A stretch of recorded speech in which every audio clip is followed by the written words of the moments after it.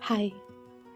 If you are one of those who always feel like you have no one when it comes to get some support, some advice, or some backup in life, if it's a yes, then let's talk about how to rise in life when you feel like you have no one.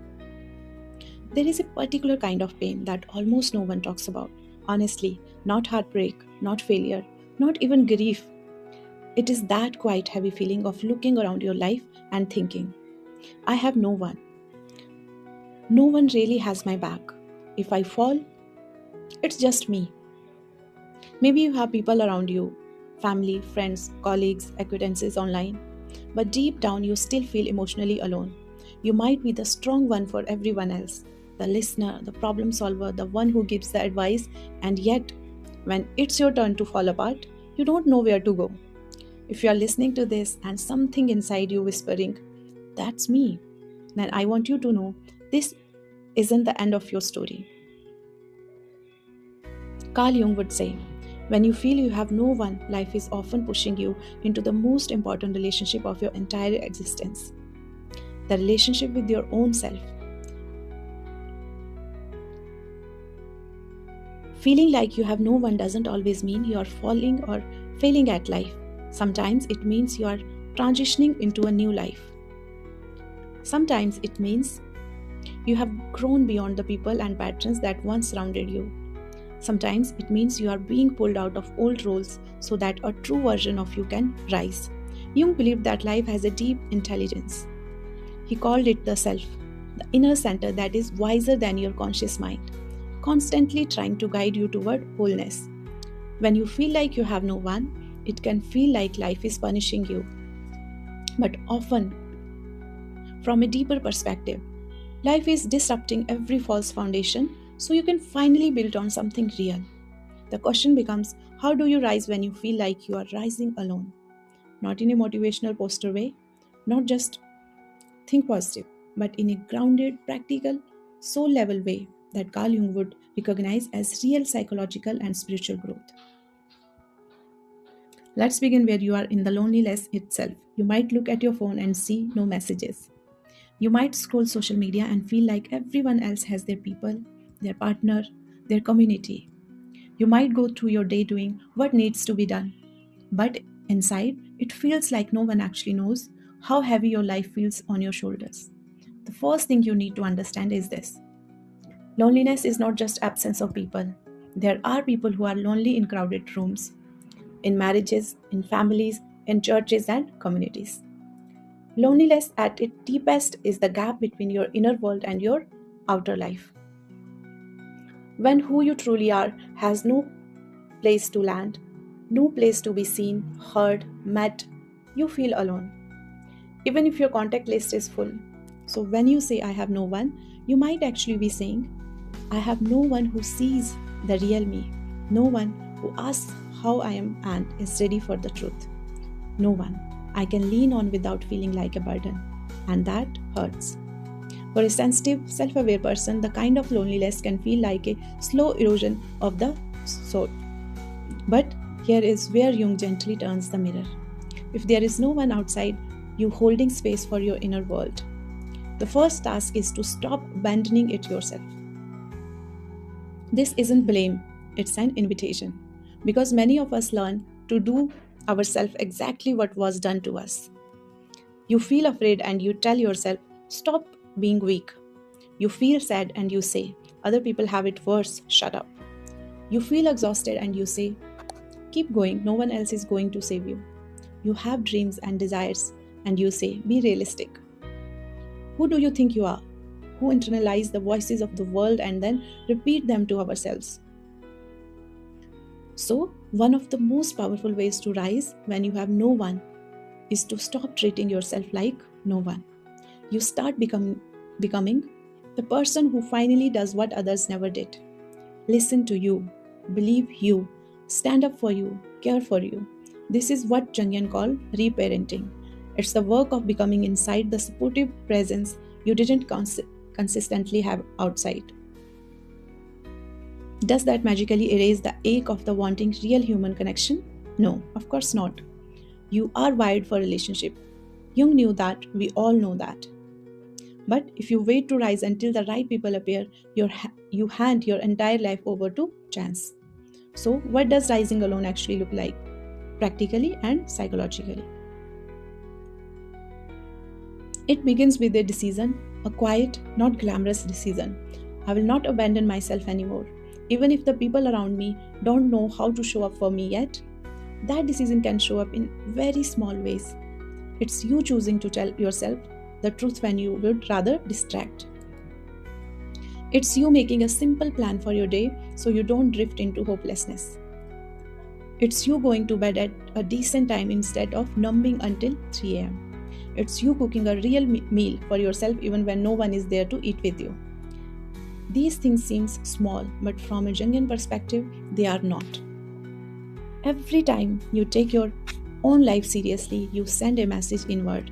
My existence matters, my energy matters, my thoughts, feelings, and body matter. Even if no one else is treating me that way right now, rising in life when you feel alone is less about one big moment and more about a series of small, deliberate acts of self-respect. Now let's talk about another painful piece. You might feel like you have no one because you spent years being someone for everyone else. The strong one, the fixer, the listener, the stable one, and then the silent question hits. Where is everyone now that I need someone? That realization can breed bitterness, and honestly, that bitterness is understandable. Jung, however, would invite you to look at the pattern with curiosity rather than just pain. Were you ever given permission to have needs? Did you ever show vulnerability regularly? Or did you unconsciously build relationship on the role of I am the one who helps, not the one who needs help? This isn't your fault. It's adoption. Many sensitive, deep people learn early that they are valued for what they give, not for who they are. So you lean into the giving. You become useful. You become the emotional center for other people's storms. But here is the cost. People unconsciously start seeing you as a role, not a human. They think you are fine. They think you don't need checking on. They think you are strong and independent. So when your life collapses, they don't automatically think she might need help. It's not fair, but it's a pattern. Rising when you feel you have no one means slowly stepping out of being a role and into being a person. It means practicing in a very small ways what you were never taught, asking, not begging, not over-explaining, not apologizing for existing, just small, honest reaching out. Hey, I'm having a hard day. Could I talk for a few minutes? I'm feeling really low. Could we go for a walk? I could use a bit of company tonight. Are you free? And yes, sometimes people will be busy. Sometimes they won't show up the way you hope. That will hurt. But this is where Jung would say, the goal isn't perfection, it's consciousness. You are not just waiting for the right friend to magically appear. You are become the kind of person who is able to be supported. You are learning the skill of letting yourself be seen in need. And that is terrifying for someone who has survived by being low maintenance and high capacity. Rising alone doesn't mean you never reach out. It means you are willing to reach out while also knowing that you are your own foundation if they don't answer. Now, there is another layer. Your sense of purpose. When you feel like you have no one, it's very easy to slide into. What's the point? Who am I doing this for? No one will notice if I rise or fall. And that's soul killing. For a Jungian lens, your life is not a random accident. You are not here merely to orbit other people's needs. Your soul has its own trajectory, its own pattern, its own story trying to unfold. Rising when you feel alone means beginning to live for something that's bigger than approval and company. This is where meaning comes in. Not abstract meaning, personal meaning. Ask yourself gently. If no one clapped, if no one posted about me, if no one fully understood my journey, what kind of life would still feel worthwhile to me? Maybe it's a life of creativity, writing, painting, building, making music, telling story, teaching. Maybe it's a life of service, helping others heal from what you had to survive, supporting people who are where once you were. Maybe it's a life of learning, studying psychology, philosophy, spirituality, science, feeding your mind in ways no one around you ever encouraged. Maybe it's a quieter life, a garden, a small home, a simple routine, peace instead of performance. Jung believed that when you live toward your own meaning, you align with the self. That alignment doesn't remove loneliness, but it gives your suffering a direction. You are no longer just hurting, you are transforming. So, practically, how do you grow this sense of meaning when you feel emotionally alone? You start where you are with the next right thing you can do. You choose one thing to commit to for the next 30 days that serves your future self, not your old cycles. It could be writing a page every day, walking for 20 minutes, reading 10 pages, practicing a skill you want for your future, recording your thoughts as voice notes, learning something that fascinates you. The point is not to achieve success overnight. The point is to prove to yourself gently, day after day, I can show up for my own life, even when no one is watching, even when no one claps, even when I feel like I have no one. That builds a kind of quiet, unshakable self respect. And self respect is one of the deepest fuels for rising in life, because when you respect yourself and make different choices, you don't stay as long as where you are disrespected. You don't beg for crumbs where your soul is starved. You don't throw yourself at people who don't care whether you rise or fall. You become more discerning with your energy. Loneliness then becomes less about no one wants me and more about I haven't found enough people yet who can meet me where I actually am. From there, something hidden begins to happen. Jung talked about synchronicity, meaningful coincidences that help guide your path. When you start aligning with yourself, even in small private ways, life has a way of sending you little confirmation. You stumble on a book that says exactly what you have been feeling. You hear a podcast that puts language to your inner world. You meet one person who finally feels like, oh, you are my kind of human. You receive small opportunities that match the direction of your efforts. These are not magic tricks, they are reflections. As you rise internally, the outer world slowly recognizes around that new center. It won't happen at all once. You might go through a long season where it still feels like no one. But the more you choose not to abandon yourself, the more naturally you will gravitate toward and be recognized by people who are doing the same. Now, there is one more hard truth we need to touch. Sometimes you feel you have no one because the people around you are simply not capable of meeting you at a depth you live at. If you are a deep feeling, psychologically minded, spiritually awake person, your emotional and inner life might be far beyond what your current circle has ever explored. They might not be cruel, they might not be bad, they are just not built for the kind of conversation, honesty, and healing you crave. Jung would say you are moving into a different layer of consciousness. Rising in life then also means accepting that some of your rising will be away from certain people and patterns. I cannot keep shrinking my soul to stay in rooms that don't have space for it. This is where courage comes in. You may spend some time in between worlds, not fully belonging where you were, not yet connected where you are doing. That in between is brutal, but it's also sacred because it's in that between space that you discover you actually can sit with yourself, you actually can survive the ache, you actually can build small pieces of the life you want without a full support system yet. That discovery stays with you forever. So if you're listening to this, feeling that ache in your chest, thinking, but I really do feel like I have no one, I want to speak directly to you now. You are allowed to be tired. You are allowed to cry about it. You are allowed to admit, I wish I had more support. That vulnerability doesn't make you weak, but after you have cried, maybe tonight, maybe later, I want you to ask yourself one brave question.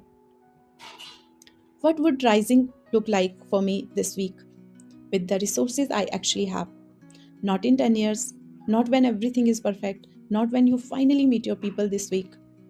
Maybe rising for you looks like finally unfollowing accounts that make you feel less than, putting your phone down after 11 p.m. and letting your body rest, writing an honest page about how your life really feels, Googling Googling one free resource course, lecture video that feeds the life you want, taking a walk instead of spiraling through the same thoughts again, sending the one message asking for a small bit of support.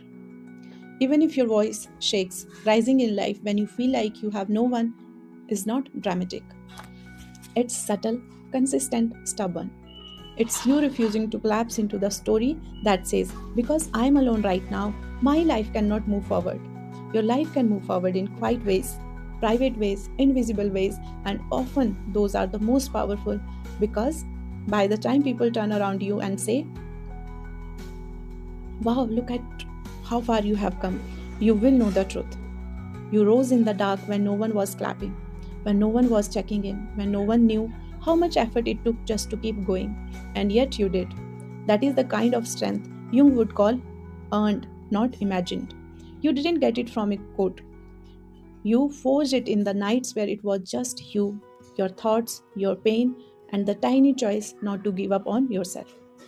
As we close, I want to ask you two things. First, go to the comments and tell me what is the one small way you are going to choose to rise this week. Even if you feel like you have no one, comment. And don't forget to add your city so you can see in black and white how many souls around the world are walking this same internal path beside you. Even if you never met Second, if this spoke to something inside you, remember to like this video, subscribe, hit the bell notification, and share it with someone who might be in their own quiet battle right now. You may feel like you have no one, but your story is not over. Your soul is not finished. And the part of you that pressed play on this video today, that's the part of you that refuses to stay on the floor forever. That's the part of you that Jung would say is guided by something deeper. Trust that part. Feed that part, and one day you will look back on the season not with fake gratitude for the pain, but with the real respect for the version of you who rose anyway when she had every reason to quit. Thank you for your time.